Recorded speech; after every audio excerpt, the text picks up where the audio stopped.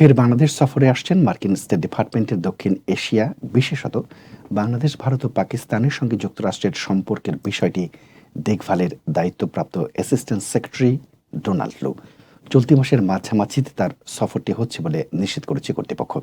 তবে শেষ পর্যন্ত সফরটি দিনক্ষণ এবং কর্মসূচিতে সংযোজন বিয়োজনের সম্ভাবনা বিদ্যমান থাকায় এখনই খোলাখুলি সব বলতে বারণ রয়েছে বলে জানিয়েছে সরকারি এক কর্মকর্তা। প্রায় অভিন্ন অবস্থান ঢাকার মার্কিন দূতাবাসের। সরকারের দায়িত্বশীল প্রতিনিধিরা বলছেন, ৭ জানুয়ারিতে অনুষ্ঠিত বহুল আলোচিত দ্বাদশ জাতীয় সংসদ নির্বাচন এবং নতুন সরকার গঠনের পরপরই বাইডেন প্রশাসনের বিভিন্ন পর্যায়ের কর্মকর্তাদের বাংলাদেশ সফরের আলোচনা শুরু হয়।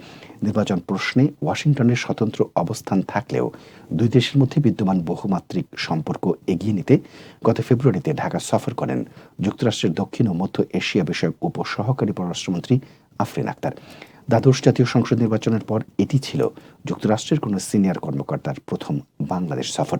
কর্মকর্তারা জানান, সরকার এরই মধ্যে ১০০ দিন পার করেছে। প্রস্তাবিত অন্য সফরগুলো বাস্তবায়নে মনোনিবেশ করছে ঢাকা।